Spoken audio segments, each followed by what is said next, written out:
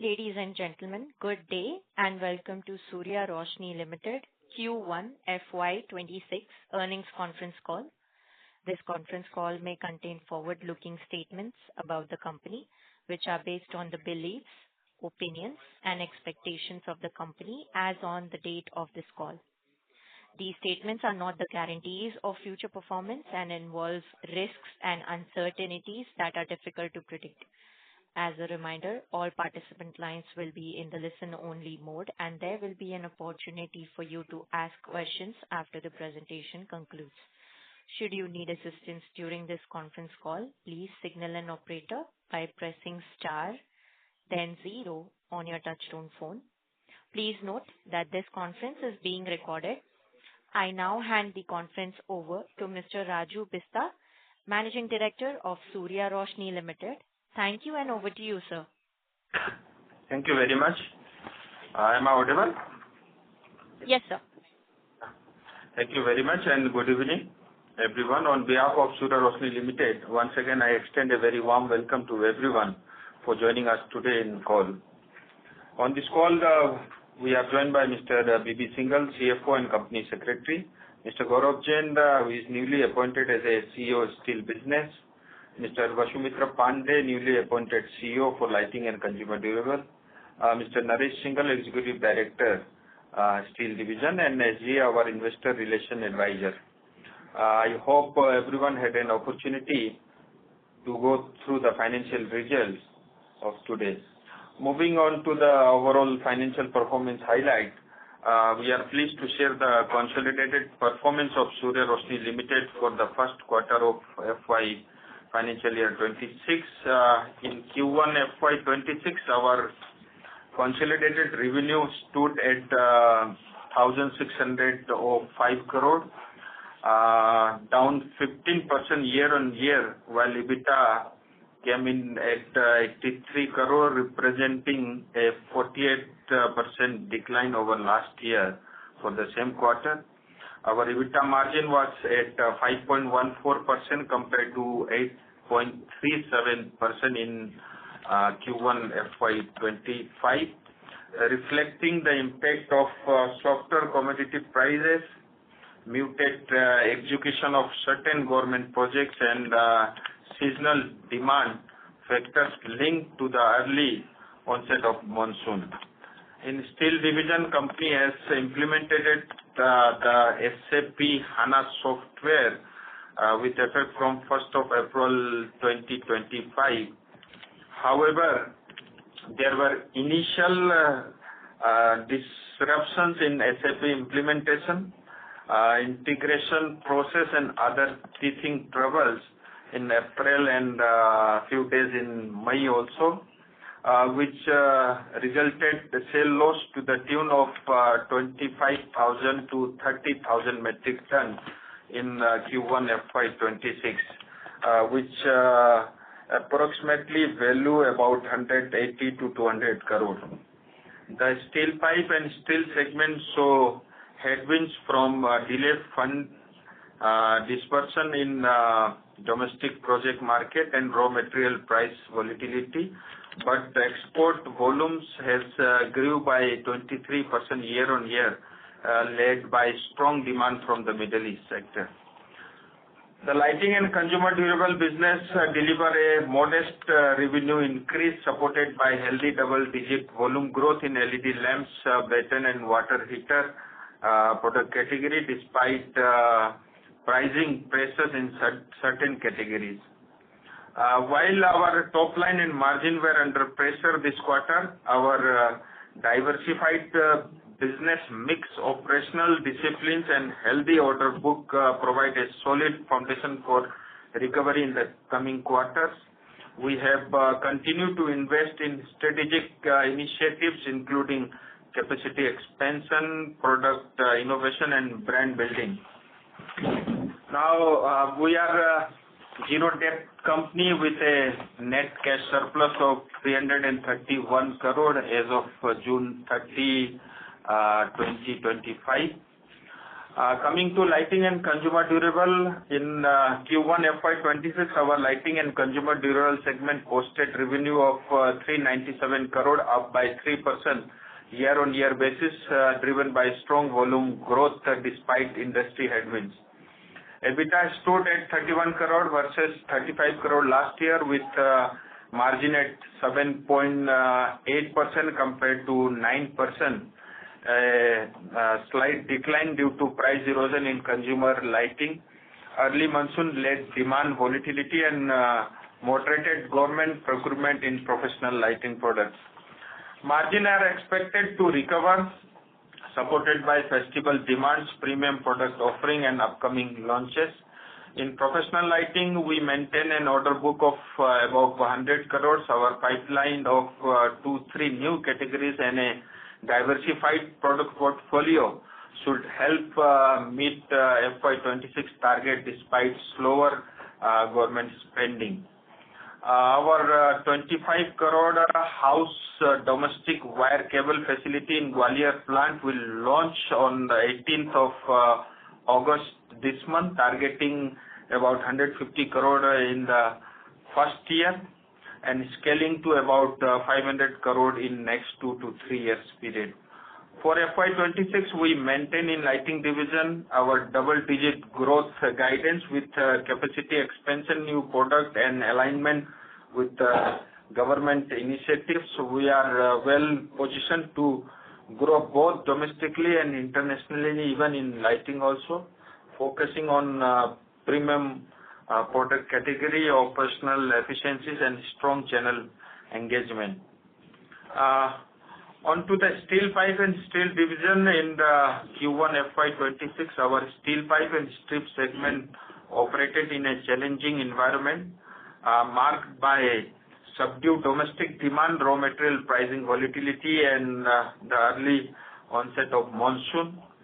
While revenue stood at 1,207 crore, down 20% year-on-year, while EBITDA declined to 52 crore from 24 crore. EBITDA per ton was 2,922 rupees per ton, lowered by 52% year-on-year basis, mainly due to lower high margin product contribution, inventory losses from steel pipe segment, and muted project demand. Overall volume fell 13% year-on-year, with domestic product segments volume down nearly about 30% due to slower government project execution, funding constraint, and softer API and spiral pipe demand. The monsoon disruption causing buying in trade and actual user segments amid expectations of further steel pipe softening also weighed on demand. In contrast, export rose by about 23% year-on-year despite geopolitical challenges driven by strong Middle East shipment, including hollow section pipe, aligned with our overseas growth strategy. We closed the quarter with a healthy 750 to 800 crore order book across oil and gas and water, even in export also, including large dia coated pipe order for water infrastructure. Execution of pending order is expected between July to September, adding Q2 and Q3 recovery. Operationally, our cold rolling mill was commissioned in June this year. Although its contribution to Q1 FY26 was minimal to about 6,000 ton during the month, but we'll expand our product range and margin and as volume ramp up.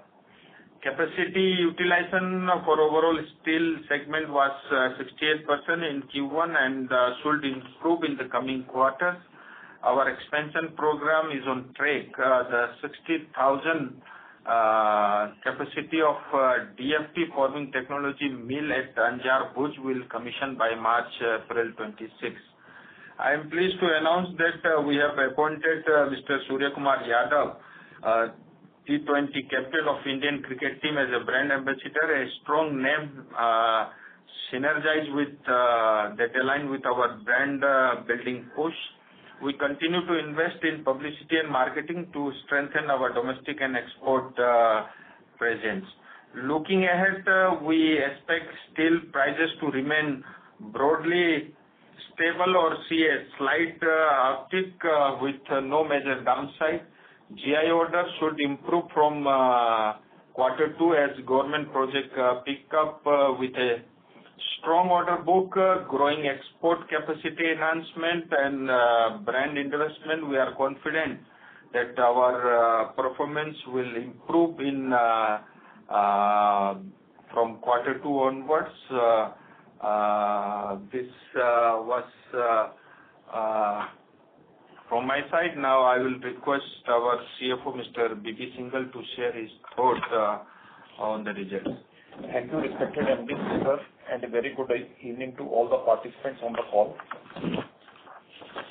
For the quarter, the revenue was 1,605 crore as compared to 1,893 crore.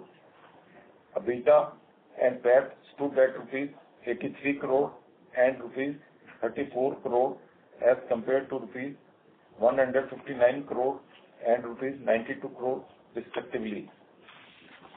In lighting and consumer durables, for the quarter, the revenue stood at rupees 397 crore as against rupees 385 crore, a growth of 3% year-on-year basis. EBITDA and PBT stood at rupees 31 crore and rupees 21 crore respectively. In the steel pipe and strips, during Q1 FY26, the revenue was 1,207 crore as compared to 1,509 crore. Similarly, EBITDA per metric ton stood at rupees 2,922 compared to rupees 6,065. EBITDA and PBT stood at rupees 52 crore and rupees 24 crore. Improved capacity utilization, working capital optimization and cost rationalization enabled us to become a zero debt company and having cash surplus fund of rupees 331 crore as of 30 June 25. With this, I conclude the presentation and we can now open the floor for further questions and answers. Thank you, sir. We will now begin the question and answer session. Anyone who wishes to ask a question may press star and 1 on their touchtone telephone. If you wish to remove yourself from the question queue, you may press star and 2. Participants are requested to use handsets while asking a question. Ladies and gentlemen, we will wait for a moment while the question queue assembles.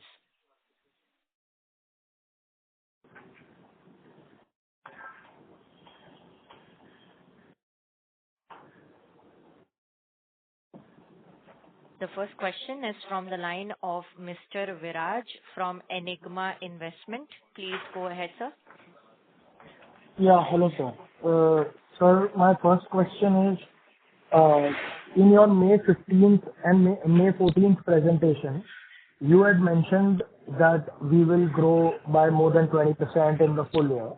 You had also mentioned that our EBITDA looks to be around 5,500. And this is when half the quarter was gone of last quarter.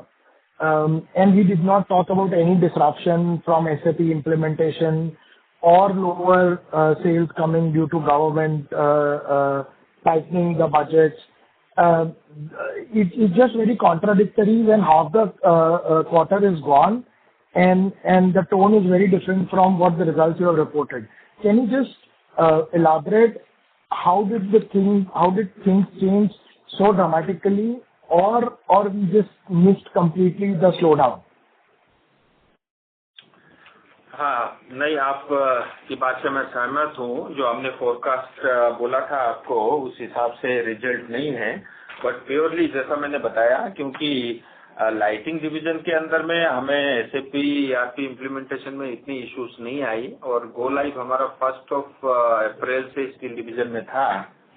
And उसके अंदर में क्योंकि pipe division में particularly बहुत सारे product metre में बिकते हैं, कुछ किलोग्राम्स में बिकते हैं, तो इसके कारण जो है उसको इंटीग्रेशन करने में थोड़ा हमारे को इश्यूज आया, तो उसमें ऑलमोस्ट पूरा महीना हमारा वॉश आउट हुआ है और वो एक मेनली इश्यू है और उसकी वजह से करीब करीब जो आपने बताया पर टन EBITDA के अंदर में भी करीब 2000 रुपया पर टन के आसपास हमारा जो है फिक्स कॉस्ट बढ़ा है और करीब 1000 करोड़ रुपए 1000 रुपीज पर टन के आसपास जो है हमारी इन्वेंट्री में लॉसेस आया है। ऐसे करके पर टन EBITDA में करीब 6000 के मुकाबले या 5500 के मुकाबले वो 3000 के करीब आया है। बट मैं आपको बताना चाहूंगा कि जैसा मैंने पहले भी फोरकास्ट किया था, क्योंकि Q2 में भी ऑलमोस्ट आधा टाइम हमारा भी निकल चुका है और जिस तरह का जो है मई के बाद का परफॉर्मेंस चल रहा है, तो हम ओवरऑल साल भर में जो ग्रोथ हमने किया बोला था आपको, हम उतना ही कर रहे हैं और Q2 के अंदर में बहुत substantial growth in terms of volume और इन टर्म्स ऑफ EBITDA आपको देखने को मिलेगा। और मैं ऐसा मानता हूं कि पूरे साल भर में जैसे 11 लाख टन हमने बताया था, तो उसको मैं स्लाइटली डाउन कर रहा हूँ, 10,50,000 टन प्रिसाइजली उसके आसपास हम लोग वॉल्यूम करेंगे स्टील डिवीजन के अंदर में। और साल भर का जो है EBITDA करीब जो मैंने 5500 रुपया बताया था पर टन, वो उतना ही हमारा रहेगा। तो एक तो SAP-ERP का कारण था, दूसरा मॉनसून थोड़ा सा अर्ली था और मॉनसून जब अर्ली हो जाता है तो थोड़ा डीलर नेटवर्क के अंदर के में भी डी स्टॉकिंग हो जाती है और उस हिसाब से जो है ऑर्डर के फ्लो नहीं आते। बट मॉनसून थोड़ा प्री मॉनसून भी अच्छा था, ओवरऑल मॉनसून भी अच्छा है, लेकिन उसका अब एंड रिजल्ट ये आएगा कि एग्रीकल्चर के अंदर में डिमांड क्रिएशन ज्यादा होगा और GI पाइप के अंदर में भी जो है डोमेस्टिक ट्रेड के अंदर में डिमांड अच्छी जनरेट होगी। तो आप निश्चिंत रहिए, ओवरऑल जो हमारा कमिटमेंट था वो एज इट इज रहेगा। ये पार्टिकुलरली क्योंकि हमारे हाथ में भी बहुत कुछ नहीं रहता, क्योंकि 2 साल से हम ERP के ऊपर में काम कर रहे थे। और मैं आपको ये भी बताना चाहूंगा, स्टील पाइप सेगमेंट के अंदर में हमारी हिंदुस्तान की पहली कंपनी होगी जिन्होंने इतना इंटीग्रेटेड किया और एंड टू एंड जो है हमने 100% उस ERP को इम्प्लीमेंट किया, वो एक सूर्य रोशनी ही है। Sir sorry, thank you for your answer. Sir मैं फिर से ये पूछूंगा कि आप अभी बोल रहे हो कि स्टील में आप 10,50,000 टन कर लोगे और 550 रुपये EBITDA पर टन कर लोगे, तो आप 600 करोड़ EBITDA की अभी भी बात कर रहे हो, जबकि आपका फर्स्ट क्वार्टर में EBITDA जो है वो तो आपके सामने है, मतलब 50 करोड़ से भी कम है। तो ऐसे सिनेरियो में क्या आप ये 100% बता सकते हो कि Q2 में आपका वॉल्यूम ग्रोथ 20-25%, 30% Y-on-Y ग्रोथ है उस तरीके का? देखिए, मैं अगर ऐसे आपको बताना चाहूंगा एज ए फोरकास्ट, करीब क्वार्टर 2 के अंदर में 35 से 38% के आसपास की हमारी रेवेन्यू में ग्रोथ रहेगी। और 35 से 38%, 35 to 38%। 35 to 38%, आप इसको नोट करना, नेक्स्ट फोन कॉल में फिर आप पूछना। और ओवरऑल जो आप बता रहे हैं, क्योंकि हम लोग भी आपको जवाब देने से पहले कैलकुलेट करके होमवर्क करके ही बोलते हैं, तो अदरवाइज जो है पिछले 5 साल का आप ट्रैक रिकॉर्ड आप देखेंगे, ओवरऑल जो हमने कमिटमेंट किया उसको फुलफिल किया है और साल भर में 20% से ज्यादा की ग्रोथ सूर्य रोशनी की रहेगी। और जो EBITDA हमने आपको कहा है 590 से 600 करोड़ के आसपास का हमारा EBITDA पूरे साल का रहेगा। Right sir, second question lighting को लेके है। लाइटिंग में सर हमें लगा था कि जो प्राइस इरोजन था वो लास्ट ईयर कंप्लीट हो गया, बट अभी आप और प्राइस इरोजन की बात कर रहे हैं, जिसके कारण लाइटिंग का भी EBITDA डिक्लाइन हुआ है। उस पर आप थोड़ी रोशनी डालना चाहेंगे कि मतलब ये कब तक चलता रहेगा? नहीं, देखिए ऐसा है कि आप ठीक पूछ रहे हैं, लेकिन लाइटिंग के अंदर में इतना मेजर अभी वो प्राइस इरोजन नहीं है, लेकिन price erosion quarter on quarter हम लगातार देखते आ रहे हैं, चाहे वो बल्ब सेगमेंट में हो या पैटर्न सेगमेंट में हो। तो इस वजह से हम फास्टली प्रोडक्ट कैटेगरी में जो है चेंज भी करके हम दूसरे प्रोडक्ट कैटेगरी में मूव भी कर रहे हैं साइमल्टेनियसली।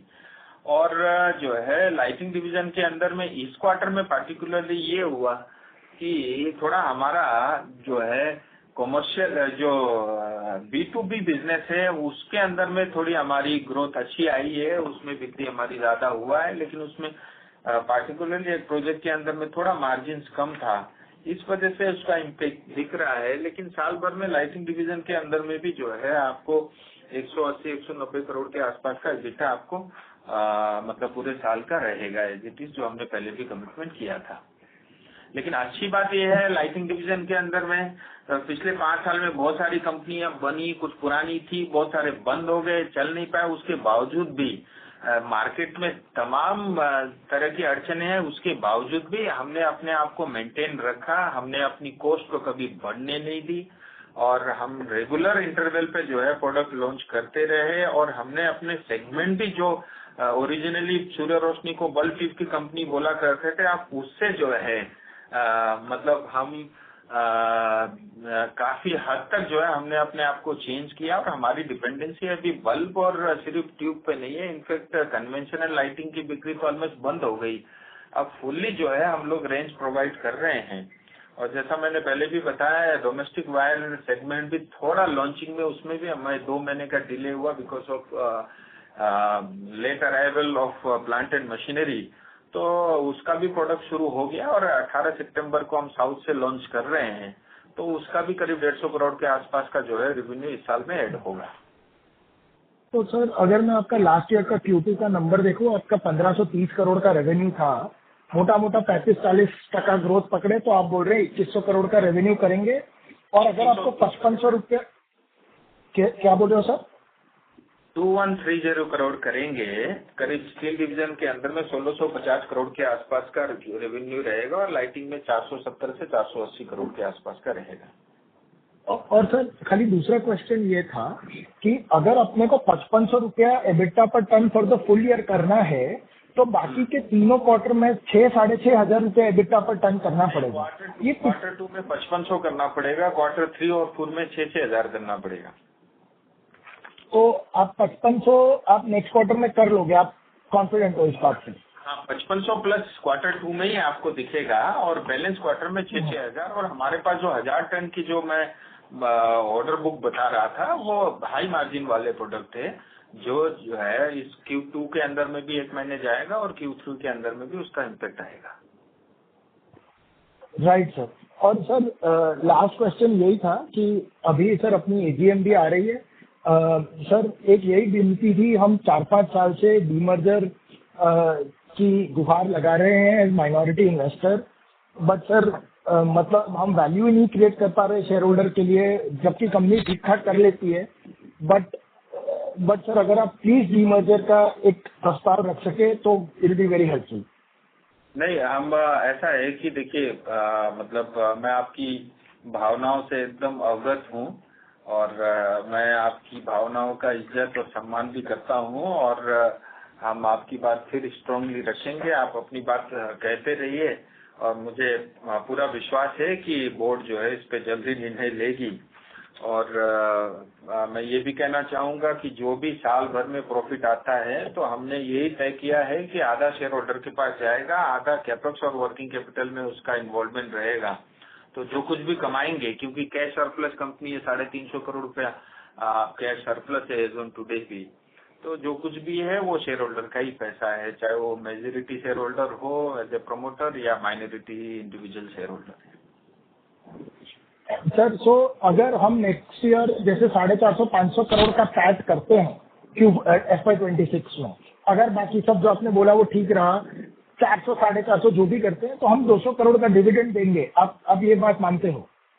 हाँ, मुझे लगता है हमने 120 करोड़ तो इसी साल दिया था, आप अगले साल पे क्यों जाते हैं? हम इसी साल देंगे। हाँ, 120 करोड़ हुआ ना सर, मतलब बट आप 50% बोल रहे हो। आप बहुत ड्रास्टिक इम्प्रूवमेंट की बात कर रहे हो। ठीक है सर, तो अभी Q2 में आपने बोला, Q1 में बोला है सर, आपसे Q4 में वापस ये पूछेंगे।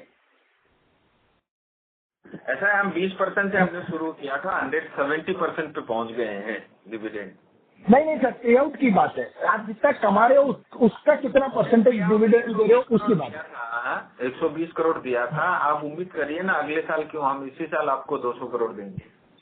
हाँ, इसी साल की बात है सर, मैं FY26 की बात कर रहा हूँ, 27 की बात ही नहीं कर रहा। बिल्कुल। Thank you, best of luck sir. Thank you. The next question is from the line of Mr. Jatin from Swan Investment. Please go ahead. Thank you for the opportunity. Sir, काफ़ी सारे क्वेश्चंस के answers हो गए हैं, पर मुझे clarity चाहिए थी। जैसे आपने ओपनिंग रिमार्क्स में बताया था कि जीआई का कंट्रीब्यूशन कम था, तो आप बता सकते हो कि टोटल प्रोडक्ट मिक्स में जीआई का कंट्रीब्यूशन ये क्वार्टर में कितना था as compare to last year और प्रीवियस क्वार्टर?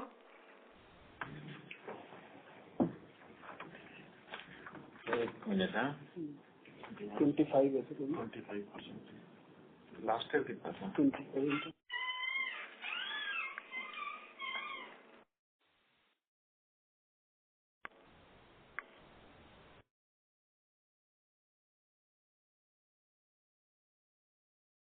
वो करीब 10% कम था, मतलब 50,000 टन की जगह जो है 40,000 टन था, 10-12% कम था जीआई में। हाँ, लेकिन ओवरऑल अगर आप देखेंगे कि जैसे सेगमेंट वाइज अगर मैं बात करूं तो FY26 में जैसे ट्रेड का कंट्रीब्यूशन करीब, ट्रेड बिजनेस का स्टील सेगमेंट में करीब 55% रहता है, और ट्रेन सेगमेंट में ही मेजर जो है गैल्वेनाइजिंग पाइप हमारा यही जाता है यहाँ, और एक्सपोर्ट में, और एक्सपोर्ट का करीब 13% है। तो करीब करीब ये 68% के आसपास जो है इस प्रोडक्ट कैटेगरी में ये प्रोडक्ट जाता है। नहीं सर, पूछने का सवाल ये था कि जैसे आप बोल रहे कि 10% ही कम था, बल्कि ये अपना जो एबिटा पैटर्न हम 2,900 जो दिखाया हुआ है वो मोटा मोटी ब्लैक जो नॉर्मल पाइप बनता है उसका ही है। तो इसका कहने का मतलब है कि ये क्वार्टर में हमें एपीआई, स्पाइरल और जीआई का कुछ भी बेनिफिट नहीं मिला? नहीं, ओवरऑल देखेंगे ना तो ओवरऑल जो है हमारा कॉटन इबिटा ही कम रहा है as compare to last year. वो सभी प्रोडक्ट कैटेगरी के अंदर में है। जैसे अगर मैं आपको बताऊं, जैसे राउंड पाइप का कंट्रीब्यूशन जो है वो 4,000 से घट के 1,800 रह गया, मतलब ब्लैक राउंड की बात कर रहा हूं मैं। और जो गैल्वेनाइजिंग पाइप में जो कंट्रीब्यूशन रहता था हमारा बेटा, वो 7,000 से प्लस रहता था, उसका कंट्रीब्यूशन जो है 4,500 रह गया। 2,500 से हमने वहाँ लूज किया है। तो जो इम्पैक्ट आया करीब 2,500 से 3,000 रुपए पर टन का, वो मेनली जो है क्योंकि वॉल्यूम कम हो गया तो हमारी फिक्स कॉस्ट बढ़ गई, और 1,000 रुपए के आसपास जो है इन्वेंट्री लॉस भी उसके अंदर में एड ऑन हुआ। और सर दूसरी बात, आपने जो हिसाब से गाइड की है कि नेक्स्ट क्वार्टर Q2 में हम 35 से 38% की ग्रोथ में दिखेगी रेवेन्यू में, तो कहने का मतलब ये है कि इन मंथ ऑफ जुलाई अपनी वॉल्यूम इतनी स्ट्रांग रही है, या मतलब करीबन करीब कुछ वॉल्यूम का गाइडेंस दे सकते हैं कि जुलाई में कितनी वॉल्यूम हुई है और कैटेगरी वाइज? हाँ, नहीं मतलब जो Q2 है, मतलब जुलाई में भी हमारी अच्छी वॉल्यूम रही है, और अगस्त में भी उस हिसाब से सारे प्रोडक्ट कैटेगरी में वॉल्यूम अच्छी है। जैसा मैंने आपको बताया कि जो है हम लोग 35 से 38% के आसपास जो है वो ग्रोथ आपको overall company as a whole दिखेगी। इनफैक्ट स्टील डिवीजन के अंदर में 40% से ज्यादा की ग्रोथ Q2 में ही रहेगी। तो सर मैं वही हिसाब से बात कर रहा हूँ कि जैसे हमने फर्स्ट क्वार्टर में करीबन करीब 180 का वॉल्यूम किया हुआ है, अगर Q2 में हम 35% का वॉल्यूम ग्रोथ पकड़ते हैं तो जो हिसाब करीब 30,000 टन क्वांटिटी हमारी कम रह गई, और 190 से 200 करोड़ के आसपास का हमारे रेवेन्यू वहाँ से हमने लूज किया। अदरवाइज आप देखते हैं वो उसको एड ऑन करो तो फिर रिजल्ट अच्छे दिखते। राइट, बट सर अगर आप जैसे गाइडेंस भी मेंटेन कर रहे हैं 10.5 लाख टन की, तो सेकेंड क्वार्टर में हमारा ग्रोथ रेट जो आएगा वॉल्यूम में करीबन करीब 40% का रहेगा, अगर मैं प्राइसिंग मेंटेन रखता हूँ तो भी। हाँ, तो क्या है कि गाइडेंस जो 40% का ग्रोथ जो हमने हिस्टोरिकली कभी किए नहीं है सेकेंड हाफ में, और ये सेकेंड हाफ में हम 40% ग्रोथ अज्यूम कर रहे हैं, पॉसिबल है कि हो जाएगा? नहीं, हिस्टोरिकली हमने किया है। इनफैक्ट जो है सेकेंड हाफ के अंदर में वॉल्यूम ग्रोथ ज्यादा रहता है, डिमांड भी ज्यादा क्रिएट होती है। तो आप निश्चिंत रहिए, Q2 के अंदर में भी करीब 2.5 लाख टन के आसपास का जो है हमारा डिस्पैच रहेगा as compare to 1.9 lakh ton in Q1। Okay. और प्रीवियस ईयर में मेरे ख्याल से 1.74 ही था, कम था। और प्रीवियस ईयर तो 1.65 था जो लास्ट सेकंड क्वार्टर में था। तो Q4 में करीब 6 लाख टन के आसपास करेंगे, 6,000 टन। और क्योंकि इसके अंदर में अभी जैसे हमारा 60,000 टन की कैपेसिटी वहाँ पे भी जून में चालू हो गया कोल्ड रोलिंग का भी, तो वो भी एड ऑन करेगा। स्पाइरल की मिल चालू हो गई है ग्वालियर में, वो भी एड ऑन करेगा। और DFT में भी लगातार वॉल्यूम बढ़ रहा है और एक्सपोर्ट के अंदर में डिमांड अच्छी आ रही है।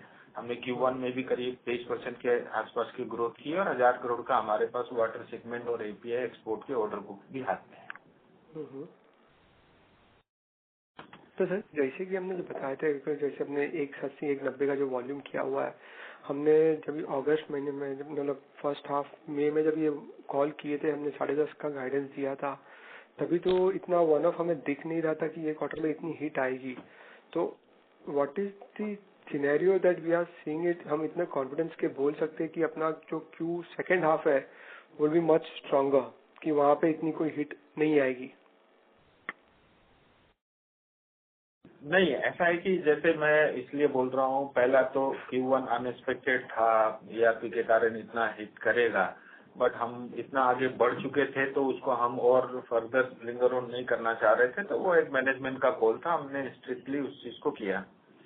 So now coming to Q2, मतलब ओवरऑल जिस तरह का ऑर्डर बुक है या जो नए कैपेसिटी कमीशन हो रहे हैं और जो ओवरऑल एनवायरनमेंट है डोमेस्टिक का बिकॉज ऑफ मॉनसून और एग्रीकल्चर, ऐसा देख करके हमें पूरा उम्मीद है कि जो हम कमिटमेंट का फोरकास्ट करते हैं उसको हम अचीव करेंगे।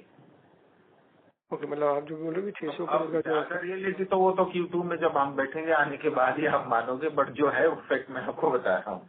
नहीं, वो बात तो सही है सर। वो हिसाब से मतलब आप जो हिसाब से आप 600 करोड़ बोल रहे हो, थोड़ा अगर जो Q1 का जो ट्रेंड रहा है और वो हिसाब से हम जो 600 करोड़ का पूरा गाइड कर रहे हैं, something which is looking much more on the aggressive side, फिर ऐसा ना हो जाए कि स्ट्रांगली जा रहे हैं। हम ब्रांड एम्बेसडर भी लेके आए हैं, हम नए एड फिल्म्स वगैरह भी चला रहे हैं। जो कुछ भी एक बिजनेस ग्रोथ के लिए करना चाहिए वो सब कर रहे हैं, लेकिन कुछ चीजें हमारे हाथ में नहीं होती। अभी हमको ये थोड़ी ना पता था ट्रम्प 50% पे आ जाएगा टैरिफ पे। ठीक है sir, will wait for the Q2 and all the best. Thank you. Thank you. The next question is from the line of Mr. Aditya Pal from MSA Capital Partners. Please go ahead. Hi, thank you so much for the opportunity. Sir मेरे काफी सवाल के जवाब तो मिल गए हैं, but sir एक थोड़ा सा स्ट्रेटेजिक सवाल है। अभी जब हम आपकी कंपटीशन को देखते हैं एंड जो सबसे बड़ा कॉम्पिटिटर है, जो सबसे बड़ा स्टील पाइप मैन्युफैक्चरर इंडिया का, वो तो उसने तो अच्छा 10% की बढ़ोतरी की YOY। तो मेरा तो ये सवाल है कि वो कैसे, मतलब ऑब्वियसली प्रोडक्ट्स का डिफरेंस रहेगा, बट वो ग्रो कर पा रहा है, मतलब स्टील पाइप इंडस्ट्री भी ग्रो हो रही है एंड हम लोग ने ग्रो नहीं किया, तो मतलब मोटा मोटी मार्केट शेयर लूज हुआ है। तो हम लोग ऐसा कुछ एक्सरसाइज कर रहे हैं कि वे वी आर थिंकिंग कि हम लोग का बैलेंस शीट पे किसी कॉम्पिटिटर के बैलेंस शीट पे तो मैं कोई टिप्पणी नहीं कर पाऊंगा, लेकिन बैलेंस शीट मैं कॉम्पिटिटर का टिप्पणी नहीं करने, मैं सिर्फ सर मैं कॉम्पिटिटर पर टिप्पणी नहीं करने का, मैं बोला अगर वो ग्रो कर पाए जो जिसका स्केल इतना बड़ा है, मतलब इंडस्ट्री भी ग्रो हो रही है, तो मेरा सिर्फ यही सवाल है कि हमने ऐसा सोचा है कि हमें अपना डिस्ट्रीब्यूशन, जो हमारे डिस्ट्रीब्यूटर्स है, उनसे थोड़ा बात करके बोलना पड़ा है कि हमारे प्रोडक्ट्स को ज्यादा आगे पिच करो, या हमें नए डिस्ट्रीब्यूटर ऐड ऑन करने पड़ेंगे। ऐसा कुछ आपको थॉट प्रोसेस है आपका? नहीं, ऐसा है कि रेगुलर बेसिस पे हमारा ये तो ऑनगोइंग प्रोसेस रहता है। ऑल इंडिया को मैप करके कहीं भी हम रहता है कि हमारी प्रेजेंस नहीं है तो वहाँ हम अपनी प्रेजेंस बढ़ाते हैं, इसीलिए हम डिफरेंट लोकेशन पे प्लान भी लेकर के आ रहे हैं। लेकिन क्या है, मैं आपको बताऊं, मैं अब कौन क्या कर रहा है वो तो मैं नहीं बोल सकता, लेकिन मैं इतना जरूर कह सकता हूं जो हिंदुस्तान की डिमांड है या जो हिंदुस्तान का ग्रोथ है, उस हिसाब से हम अपने आप को हमने अलाइन करके रखा हुआ है। और अगर कंपटीशन में भी आप देखेंगे पार्टिकुलरली सेम सेगमेंट के अंदर में जाएंगे तो उससे पर टन EBITDA एक पार्टिकुलर क्वार्टर को छोड़ दो बिकॉज ऑफ VRP, अदरवाइज आप देखेंगे उसके कंपैरिजन में, उस कॉम्पिटिटर के कंपैरिजन में जो है पर मेट्रिक टन EBITDA सूर्य रोशनी का बेटर ही आपको मिलेगा। नहीं नहीं, ये सब पिछली क्लिप में भी जवाब दे दिया है, वो मैं एकदम सहमति आपके साथ। बट जो मेरा प्रश्न है वो है कि ये क्योंकि ये एक क्वार्टर सूर्य रोशनी स्टैंड लोन में थोड़ा सा मतलब इंडस्ट्री जब देखेंगे, not just that single competitor but जो बाकी की कंपनीज भी है उनमें भी काफी अच्छी बढ़ोतरी आई है। उसमें वही बिकॉज वो तो अप्रैल की वजह से वो वन टाइम हिट था जिसमें 25,000 से 30,000 टन का इम्पैक्ट आया, वही है बेसिकली। आप उसको जोड़ करके देखेंगे सब कुछ ठीक रहेगा। अच्छा, तो 2 लाख टन मोटा मोटी आता है फिर। हाँ, वो तो 2 लाख करीब 20,000, 2,17,00,000 टन के आसपास आता। अच्छा, तो मतलब 40-45,000 टन का लॉस हुआ था। 30,000 टन का, अभी 190 है ना? नहीं, 170 था वो। आप हाँ 190, बट क्योंकि मैं EBITDA पर टन से निकाला इसलिए तो 170 आता है। ठीक है सर, तो अगले क्वार्टर देखते हैं, मतलब बेस्ट ऑफ लक दिखेगा और पूरे साल भर में जो हमारा फोरकास्ट कमिटमेंट था उसको हम पूरा ऑनर करेंगे। नहीं सर, मेरे को देखो मेरा सिर्फ यही है कि आपके पास अच्छे प्रोडक्ट्स है, आपके पास अभी कैपेसिटी भी ऑनलाइन आ रही है। पिछले 4-5 साल में आप देखोगे कैपेसिटी थी नहीं, बट फिर भी आपका EBITDA ग्रो हुआ है। आपका EBITDA per ton is the best in the industry. तो मेरा सिर्फ यही है कि is it a distribution problem, क्योंकि हमारे पास प्रोडक्ट्स है, हमारा ब्रांड है, हम बहुत पुरानी कंपनी है, अभी कैपेसिटी भी ऑनलाइन हो है, तो मतलब कुछ तो है जिधर एक प्रॉब्लम सॉल्व करने के कि वो एक लीवर चेक कर लीजिए। नहीं, आपकी बात सब ठीक है, सब कई जगह हमको बहुत अच्छा प्रीमियम भी मिलता है हमारे कॉम्पिटिटर के कंपैरिजन में, लेकिन कुछ सेगमेंट है जहाँ पे हम जाते ही नहीं है, जिसके अंदर में जो कॉस्ट की भी रिकवरी बहुत मुश्किल से हो पाती है, तो उस प्रोडक्ट कैटेगरी में हम डील ही नहीं करते। और उसमें क्या है, इतने सारे जो है स्मॉल स्केल इंडस्ट्री भी काम करती है, वो हमको सूट ही नहीं करता। तो हम थोड़ा सा जो है जिसमें वैल्यू एडिशन हो, थोड़ा प्रीमियम हो, थोड़ा मार्जिन वाला हो, थोड़ा एक्सपोर्ट हो, थोड़ा API, इन प्रोडक्ट कैटेगरी में ज्यादा करते हैं हम लोग। इस वजह से आपको दिखेगा एक पार्टिकुलरली जो 15 से सेक्शन स्क्वायर रेक्टेंगल बनाते हैं उसके अंदर में कॉस्ट भी मुश्किल से रिकवर होती है, क्योंकि हमको तो सब कुछ कंप्लायंस पूरा करना पड़ता है। तो उसमें कई बार ग्रोथ दिखती है जब स्टील के अंदर में बहुत वेरिएशन गैप रहता है। करेक्ट। ठीक है सर, अगले क्वार्टर देखते हैं। Wishing you all the very best. जो भी एक्सपेंशन किया है वो भी उन्हीं प्रोडक्ट कैटेगरी में किया है जिसमें थोड़ा वैल्यू एडिशन हो, थोड़ा मार्जिन और थोड़ा प्रीमियम प्रोडक्ट कैटेगरी हो। राइट। तो सर 10.5 लाख का तो आप बोलोगे कि आप कॉन्फिडेंट हो ही हो। मतलब मैं अगले क्वार्टर में बोला, अगले जो ये साल का है FY26 10.5 लाख तो आपको लग रहा है कि लॉक्ड इन है। हम इसी बार जो है 2,40,000 से ऊपर करेंगे और अगले 2 क्वार्टर के अंदर में 6 लाख टन के आसपास करेंगे, तो 10.5 के आसपास हम लोग पहुंच जाएंगे। ठीक है सर, मेरा एक ही रिक्वेस्ट है आपसे कि जब आपके सब कैपेसिटीज ऑनलाइन आ जाएगी तो आपका Q3 में जो आपका इन्वेस्टर प्रेजेंटेशन आएगा उसमें अगर आप अच्छे से कैपेसिटी मैपिंग करके दे देंगे हमको बिफोर द FY26 रिपोर्ट, तो वो हम लोग के लिए बहुत हेल्पफुल होएगा। ठीक है, अच्छा, हम अगले 5 साल का आपको रोड मैप भी रख देंगे इस बार। Perfect sir, thank you so much, that will be very very helpful. जो नया एडिशन होगा प्लांट का, क्योंकि हम रीजनल वाइज जो है कैपेसिटी को एनहांसमेंट कर रहे हैं, क्योंकि इसमें फ्रेट का बड़ा चक्कर हो गया आजकल स्टील पाइप के अंदर में, क्योंकि कंपटीशन हैवी है, तो कहीं भी 1,000-1,200 रुपए से ज्यादा फ्रेट आता है तो वहाँ फिर मार्जिन में प्रेशर आता है। तो उसको ध्यान में रखते हुए जहाँ अभी एवरेज हमारा जो है प्राइस जो 1,800 से 2,000 रुपए भाड़ा आता है उसको हम कम करने में प्रयास कर रहे हैं। ठीक है sir, all the very best, thank you for letting me out the question. हमें मोटिवेट करते हो जी। Thank you sir. Thank you. The next question is from the line of Mr. Keshav Garg. But before we take that question, participants, if you wish to ask a question, you may press star and 1. The next question is from the line of Mr. Keshav Garg from Counter PMS. Please go ahead, sir. Sir मेरा भी पिछले speaker के line पे ही सवाल था sir. अगर यदि हम देखें जैसे हमारे कंपटीटर श्री हरि ओम पाइप, उनका सर 35% वॉल्यूम ग्रोथ हुआ है, इसी प्रकार सर और सबका एबिटा पर टन भी सर स्टेबल है। तो सर ऐसा तो नहीं हो सकता कि इन्वेंट्री लॉस केवल हम ही को हुआ है। और सर यदि हम जो 200 करोड़ के करीब जो सेल हमारी फोरगो हो गई है वो हम सर जोड़ भी दे तो भी सर मार्जिनल डिग्रोथ ही है। तो सर मतलब बाकी के इंडस्ट्री को हमने फिर भी अंडर परफॉर्म ही किया है। तो सर मतलब और सर अगर ये भी देखा जाए सर पिछले साल भी सर मुझे याद है कि हमने चालू किया था कि 700 crore EBITDA last year FY25 में हमारा शुरू में वो था एक्सपेक्टेशन। बट सर फिर हमारा Q2 बहुत बेकार आया था तो इसी के कारण सर हम पीछे हो गए। और सर इस पिछले साल आपने इस साल के लिए लास्ट क्वार्टर बोला था 11 लाख टन होगा हमारा वॉल्यूम। सर पहले तो पिछले साल आपने बोला था 12 लाख टन होगा इस साल। फिर सर ये लास्ट क्वार्टर में 11 लाख टन हो गया और अब 10.5 लाख टन हो गया। तो सर यही था सर मतलब कि बार बार यही डिसअपॉइंटमेंट हो रहा है सर की स्लिपेज हो रही है गाइडेंस पे। तो और सर एक और ये वो है सर कि काफी स्लो डाउन है इकोनॉमी में, जीएसटी कलेक्शन भी नेगेटिव में है आप देखें अगर ईयर टू डेट FY26। तो सर ये सब देखते हुए और जो kind of capacity that is coming on stream, तो सर आपको किस कारण से लगता है कि हम लोग we will be able to achieve what you are planning to achieve? एक तो जो गाइडेंस के अंदर में थोड़े नंबर्स मीट नहीं होते उसका बहुत बड़ा रीजन हमारे केस में तो ये है कि कुछ प्रोजेक्ट जो हमारे पाइपलाइन पे थे वो थोड़े डिले हुए हैं because of various reason, including जो भुज के अंदर में एक API की मिल आनी थी या स्पाइरल की मिल वो भी करीब 2 महीने से डिले हुई। और बहादुरगढ़ में जो कोल्ड रोलिंग में हमने करीब 50 करोड़ का इन्वेस्टमेंट किया उसमें भी कुछ डिले हुआ, कुछ टेक्निकल इश्यूज आ गए थे वो जो हमारे हाथ में नहीं थे।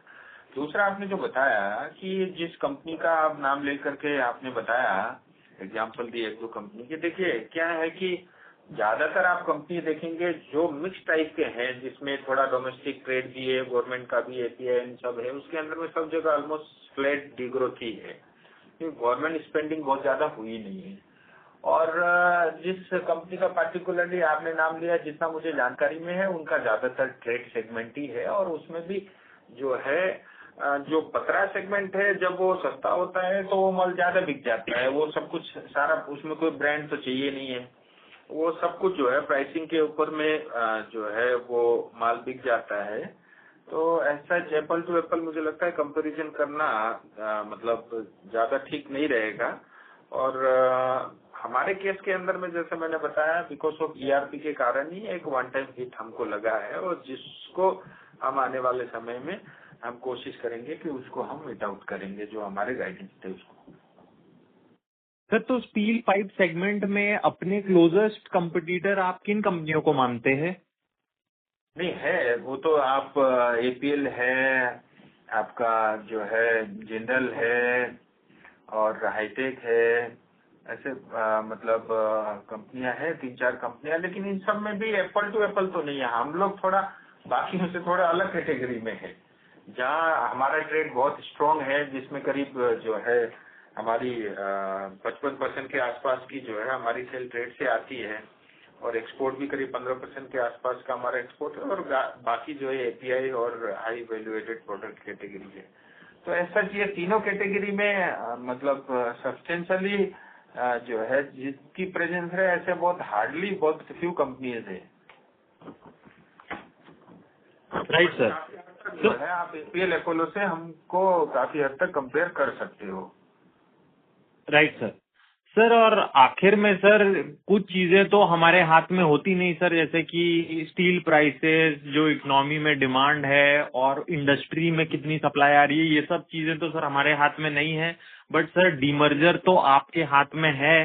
तो सर यदि अगर उसमें कोई प्रगति हो उस ओर तो सर सबका ही भला हो जाएगा सर। तो कृपया इसके बारे में सर कुछ सोचिए।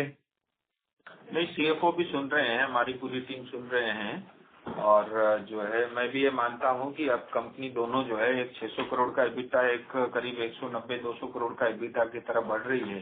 तो 800 करोड़ का EBITDA और जो है कैश सरप्लस और जो है जिसकी ब्रांड वैल्यू भी है 2 लाख 2.5 लाख दुकानें देश भर में है, मुझे लगता है ये इससे अच्छा राइट टाइम नहीं हो सकता है, बट देखिए इससे भी एक बेटर टाइम आएगा। मुझे तो जो लगता है जो भी देरी हो रही है उसमें शेयर होल्डर का ही भला हो रहा है। जी सर, बहुत बहुत धन्यवाद सर और बेस्ट ऑफ लक। जी, Thank you. The next question is from the line of Mr. Neil from Equitree Capital. Please go ahead. Hello. Yes, sir. Please go ahead. हाँ सर, आपको मेरी आवाज़ आ रही है? Yes yes. वैसे तो मेरे बहुत सारे सवालों का जवाब मिल गया है। मेरा एक छोटा सा सवाल था, तो पिछले कुछ 4 सालों से देखे तो जो हमारा एबिटा पर टन है फॉर ईच प्रोडक्ट कैटेगरी, वो जीआई पाइप हो या एपीआई और ब्लैक पाइप हो, उसमें बहुत ज्यादा वेरिएशन दिखाई दे रही है। ब्लेंडिंग बेसिस पे दिखाई दिया तो समझ आता है, बट हर एक कैटेगरी में वेरिएशन बहुत ज्यादा है। 4,600 करोड़ से कभी 7,700, कभी उससे नीचे 5,500। तो ये वेरिएशन इतना क्यों आ रहा है? नहीं, ये सब कुछ क्या है बॉस, हम क्या कन्वर्टर है, हमको 80 से 85% का माल तो रॉ मटेरियल खरीदना पड़ता है स्टील, जो हमारे हाथ में नहीं है, इसलिए वॉलेटिलिटी ज्यादा है। आप इसमें बहुत ज्यादा प्रिडिक्ट नहीं कर सकते और उसकी वजह से इतना फ्लक्चुएशन आता है। तो एचआर कोल का प्राइस देखेंगे, कभी 70 रुपए हो जाता है, कभी फिर 45 रुपए में आ जाता है, फिर 50 रुपए आ जाता है, अभी 49-48 के आसपास चल रहा है। तो मेजरली उसकी वजह से है। लेकिन आप ओवरऑल हमारी कॉस्ट आप देखेंगे, कॉस्ट ऑफ प्रोडक्शन देखेंगे, तो उसको हमने समहाउ मेंटेन करके रखा हुआ है, जो हमारे हाथ में रहता है, और एफिशिएंसी वगैरह जो हम मतलब जिसको हम कंट्रोल कर सकते हैं। सो आपका जो प्रश्न था mainly because of that reason only इसमें इतना बड़ा वेरिएशन आ जाता है। ओके ओके सर, धन्यवाद। Thank you. Participants, if you wish to ask a question, you may press star and 1 on your touchtone telephone. The next question is from the line of Mr. Raj Mehta from Raj Mehta Associates. Please go ahead. Sir, मुझे ये जानना था कि आपने guidance तो आप बोल रहे हो कि आप अचीव कर पा रहे हो, बट क्या ये गाइडेंस आप जो बोल रहे हो वो थोड़ा कंजर्वेटिव बेसिस पे आप बता रहे हो कि आप थोड़े अग्रेसिव हो? फर्स्ट ये पूछना था। और दूसरा, इन केस जैसे Q1 में स्पेंडिंग, गवर्नमेंट स्पेंडिंग कम था, मॉनसून जल्दी आ गया था, तो उसके वजह से थोड़ा डिलेस चल रहे थे। तो अगर Q2, Q3 में गवर्नमेंट का स्पेंडिंग पिकअप ना आए तो अब तो हम क्या बेसिस पे या कहाँ पे हमारा ग्रोथ अटक सकता है, उसका क्या क्या रिस्क है अपने एक्सटर्नल फैक्टर्स में, आप उस पर थोड़ा गाइड करो तो बेटर पड़ेगा sir. Thank you very much. नहीं, ऐसा है कि बहुत एग्रेसिव भी नहीं है, और मैं एकदम बीच का बताऊंगा, जो एक्चुअल जो हमें दिखता है उसके हिसाब से मैंने गाइडेंस दिए हैं आगे फ्यूचर के। और जब हम आपको गाइडेंस देते हैं तो हमारे लिए वो और कमिटमेंट बन जाता है। और दूसरा, जहाँ तक आपने बताया कि जो आगे का जो रोड मैप हम बता रहे हैं या जो गाइडेंस बता रहे हैं, वो बेसिकली जो एक्सपोर्ट के अंदर में जो ग्रोथ आएगी और जो करंट ऑर्डर बुक है हाथ में, उसको देख करके मतलब हमने ये गाइडेंस, ये नंबर्स आपको बताए हैं, और मुझे लगता है उसमें कोई बहुत बड़ी दिक्कत नहीं आनी चाहिए। और स्टील प्राइस के अंदर में भी मुझे लगता है अब इससे ज्यादा मतलब नीचे जाएगा ऐसा मुझे इमीडिएट अगले 1-2 क्वार्टर के अंदर में नहीं लगता। सर, जो ऑर्डर बुक आया है वो क्या यूएस बेस्ड है या नॉन यूएस बेस्ड है? बिकॉज बहुत सारे जगह बिकॉज ऑफ टैरिफ अनसर्टनिटी लोग ऑर्डर्स को क्लोज नहीं कर रहे हैं, नहीं तो ऑर्डर्स देने के बाद एडवांस दिया रहता है तो उसको कैंसिल कर रहे हैं बिकॉज सबको क्लैरिटी चाहिए। ग्लोबली क्लैरिटी तो देखिए नहीं है, अनसर्टेनिटी ज्यादा है, क्योंकि पार्टिकुलरली 5 सिटी प्रोडक्ट कैटेगरी के अंदर में हमको सीबीडी में करीब 2.3% के आसपास ही ड्यूटी लगी थी, जो बाकियों के ऊपर में 20%, 22%, 25% तक था। खैर वो अभी भी हमारे साथ है, लेकिन उसके अलावा अब 50% स्टील में तो ऑलमोस्ट सभी कंट्री के साथ अमेरिका के वही टैरिफ है। सो अभी भी हम उस पार्टिकुलरली एक प्रोडक्ट कैटेगरी में जहाँ हमें सीबीडी कम आया है उसके अंदर में तो हमें अभी भी वो गेन दिखता है। बट जो सेक्शन 232 या जो भी टैरिफ 50% है, अब उसकी वजह से अनसर्टिनिटी ज्यादा है, तो मतलब यूरोप या बाकी अन्य देशों से भी बहुत एग्रेसिवली ऑर्डर या इंक्वायरी जनरेट हो रही है, ऐसा अभी थोड़ा कम दिखता है। हालांकि मिडिल ईस्ट और ये सब सेगमेंट इस एरिया में ठीक है। सो यूएस के साथ डायरेक्ट हमारा बहुत ज्यादा नहीं था, लेकिन जब लास्ट ईयर हमको जो एक प्रोडक्ट कैटेगरी के अंदर में हमको काफी अच्छी हमको राहत मिली थी, उसकी वजह से हमें उम्मीद थी कि अमेरिका में हम अच्छा करेंगे। वो मुझे बहुत होता हुआ ऐसा इमीडिएटली दिखता नहीं है। हालांकि हमने Q1 के अंदर में 2000 टन के आसपास जो है वॉल्यूम भी किया, लेकिन उसके बाद इमीडिएटली ये सब क्राइसिस शुरू हो गया। अब थोड़ा सा इंक्वायरी वगैरह भी बंद है, तो ये है। बट मुझे लगता नहीं कि देखिए, बहुत हिंदुस्तान हम एक्सपोर्ट बेस्ड कंट्री तो नहीं है। वो बात ठीक है, अमेरिका के साथ हमारा ट्रेड डेफिसिट है 3 लाख करोड़ के आसपास का, लेकिन हमारी अपनी डोमेस्टिक कंजम्पशन बहुत स्ट्रांग है। एक्सपोर्ट बेस्ड हमारी कंट्री नहीं है, और जो है लॉन्ग टर्म में हिंदुस्तान को इसकी वजह से बहुत बुरा असर पड़ेगा, मुझे ऐसा लगता नहीं। इमीडिएटली हाँ, कुछ इश्यूज आ सकते हैं, क्योंकि अभी फार्मास्यूटिकल में भी फिर 75% एडिशनल बोल रहे हैं ट्रम्प साहब, तो इस वजह से है। अब ये देखिए कब तक चलता है। होपफुली शायद कुछ डेवलपमेंट भी हो रहे हैं। ट्रम्प रशिया से मिल रहे हैं, फिर रशिया हिंदुस्तान में आ रहे हैं, फिर हमारे प्राइम मिनिस्टर शायद वहाँ भी जा रहे हैं। ट्रेड का डायलॉग अभी भी शायद ऑन है। तो ये सब तो अभी वेट एंड वॉच वाला सिचुएशन। तो सर, आपको ऐसा नहीं लगता कि Q1 में जो एक्सपोर्ट का ग्रोथ आया है वो प्रीडोमिनेंटली वो किसी को इन्वेंट्री बिल्डअप करना था जस्ट बिकॉज टैरिफ के आने के चांसेस ज्यादा थे, और वो सस्टेनेबल डिमांड नहीं हो सकता है, ऐसा कोई भी टैरिफ का इशू नहीं है, उसमें कोई टैरिफ का इशू नहीं है। इनफैक्ट अभी तक जो है मिडिल ईस्ट में ऐसी कोई बात नहीं है। मिडिल ईस्ट में अच्छी ग्रोथ है, और यूरोप और ऑस्ट्रेलिया इन सब के अंदर में भी ऐसी कोई मतलब इस तरह का दिखता नहीं है। और सारे ये जो भी एक्सपोर्ट हुआ है नॉन यूएस कंट्री में ही हुआ है हमारा, और ग्रोथ भी वहीं से है।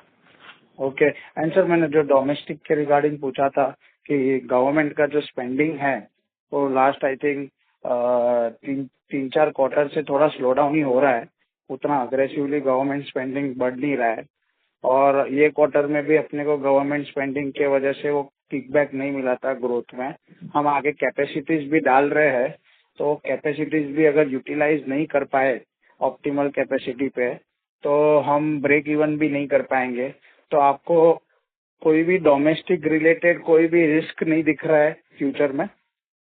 नहीं, ऐसा पार्टिकुलरली बहुत ऐसा मतलब नजर आए ऐसा तो कुछ नहीं है। बट फिर भी हमारे पास कुछ एपीआई के ऑर्डर हैं, कुछ एपीआई ऑर्डर पाइपलाइन में भी है, टेंडर स्टेज पे भी है, और वाटर पाइप सेगमेंट के अंदर में जो है डिमांड है, और जहाँ पे स्पाइरल और छोटे साइज के पाइप भी हम लोग जो है उसमें बेच रहे हैं।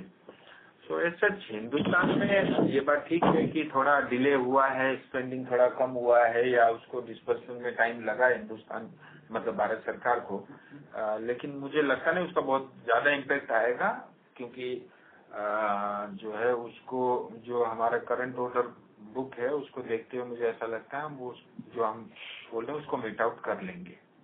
और सर, कभी आपने ये एक्सपीरियंस किया है जब आपको इतना ऑर्डर बुक मिलता है तो उसका कैंसलेशन होने के चांसेस, आपका जो ऑर्डर बुक रहता है उसमें कितना परसेंटेज आपको रिस्क लगता है कि वो कैंसिल हो सकता है? मैं 2012 में एमडी बना था, कितने साल हो गए? 13 साल हो गए। आज तक कोई ऑर्डर कैंसिल हुआ मेरी जानकारी में अपेरेंटली नहीं है, ऑनेस्टली स्पीकिंग। और जहाँ तक एक्सपोर्ट और ये सब है, मतलब एपीआई के भी जो टेंडर होते हैं, मतलब इतने लार्ज कंपनी और ये सारे पीएसयूज हैं, तो हम भी उसको पूरा ऑनर करते हैं, और उनके साइड से भी पूरा उसको ऑनर करते हैं। तो ऐसा कुछ मतलब हम टेंडर कैंसिल हो जाएगा वाला सिचुएशन एटलीस्ट हमारे केस में तो नहीं है। एंड सर, मुझे मेरा एक लास्ट क्वेश्चन था कि आप आपने जैसे कॉम्पिटिटर है एपीएल अपोलो, उन्होंने भी एक क्वार्टर में अच्छा खासा वॉल्यूम ग्रोथ किया था, और उन्होंने भी एक दुबई में उन्होंने कैपेसिटी को एक्सपांशन किया है। तो अगर हम भी मिडल ईस्ट में सप्लाई कर रहे हैं तो अपना जो मार्केट शेयर है और एक्सपोर्ट में धीरे धीरे क्या वो एपीएल अपोलो लोअर एंड पे लोअर प्राइस पे वो कैप्चर कर सकते हैं कि हमको उसका अभी तक कोई इम्पैक्ट नहीं दिख रहा है कि हमको उतना जो ग्रोथ हम लोग ने एक्सपेक्टेड किया था मिडल ईस्ट के एरिया से वो थोड़ा स्लो डाउन दिख रहा है। ऐसा है कि एक तो हमें मिडिल ईस्ट का जो लोकल मार्केट है ना उसमें बहुत कोई इंटरेस्ट खास नहीं है, क्योंकि 6 महीना का जो है वहाँ पे क्लीन क्रेडिट देना पड़ता है, नंबर 1। नंबर 2, हम गुजरात एक्सपोर्ट बेस हमारी यूनिट है, जहाँ का भाड़ा जो है यूएई में किसी भी जगह बना करके दुबई जितना लाने में भाड़ा लगता है उतने में हम पहुँच जाते हैं। तो मतलब वहाँ होने नहीं होने से ऐसे कोई इम्पैक्ट नहीं पड़ेगा। और आज भी जितनी हिंदुस्तान की सब कंपनियां मिला करके एक्सपोर्ट करती है आरडब्ल्यू सेगमेंट में, उससे ज्यादा अकेली सूर्य रोशनी करती है, बिकॉज हमारा इतने लंबे समय का एक्सपीरियंस है, हमारी रिलेशनशिप है और हमारी वो क्वालिटी आज तक हमने उसको मेंटेन किया है। और प्योरली बहुत सारे देशों के अंदर में मतलब सूर्य रोशनी ही डोमिनेटिंग प्लेयर है। ओके एंड सर, आप कुछ कॉम्पिटिटर से कुछ लर्निंग्स आप अपनी कंपनी के अंदर इम्प्लीमेंट कर सकते हो कि इनकी जो पेस पे उन्होंने जो ग्रो किया है लास्ट 4 इयर्स में और उनकी जो लर्निंग है इंडस्ट्री की, ऐसा कुछ अपने को लगता है कि हमको वो चीज को इम्प्लीमेंट करके हमको अपना थोड़ा ग्रोथ को अग्रेसिवली बिल्ड करना चाहिए? मैं आपकी बात से मैं पूरी तरह सहमत हूँ और हर एक कंपनी की अपनी यूएसपीज होती है, बट एक दो चीज डेफिनेटली हमारे केस में भी वो लागू होती है। जैसे हमारा यूनिट जो है प्रेजेंस नॉर्थ में है, गुजरात में है, बेंगलोर में हमने अभी लगाया। उसके अलावा बाकी पूरा ईस्ट और आपका जो है सेंट्रल इंडिया या वेस्टर्न बॉम्बे महाराष्ट्र साइड में हमारी प्रेजेंस नहीं है, जिसको हम लोग कर रहे हैं। और उसके साथ ही हमने एक चीज देखा कि अगर हम भले ही छोटी कैपेसिटी में अगर एचआर कॉइल बना सकते हैं तो हमारे लिए वो बहुत लाभदायक होगा, फ्रूटफुल होगा। तो उसको भी हम एक्सप्लोर कर रहे हैं, बट ये अभी कुछ भी बोर्ड में डिस्कस नहीं हुआ। हम अपने लेवल पे हम लोग इसके ऊपर वर्किंग जरूर कर रहे हैं और जो आदमी सीखता है आगे तो वही बढ़ता है। Okay sir, all the best and I hope कि आपने जो गाइडेंस दिया है आप उस पर निर्भर रहो और मार्केट उसको अप्रिशिएट करे। Thank you. Ladies and gentlemen, due to time constraints, that was the last question. I would now like to hand the conference over to Mr. B.B. Singhal for closing comments. Thank you everyone for joining us today on this earnings call. We appreciate your interest in Surya Roshni Limited. I sincerely once again thank our MD sir and the CEOs for sparing their valuable time addressing queries raised by participants who attended the call. For any further queries, if any, contact SGA, our investor relation advisor. Thanks. Good evening once again. Thank you, Jay. Thank you very much. Thank you, sir. On behalf of Surya Roshni Limited, that concludes this conference. Thank you for joining us, and you may now disconnect your lines.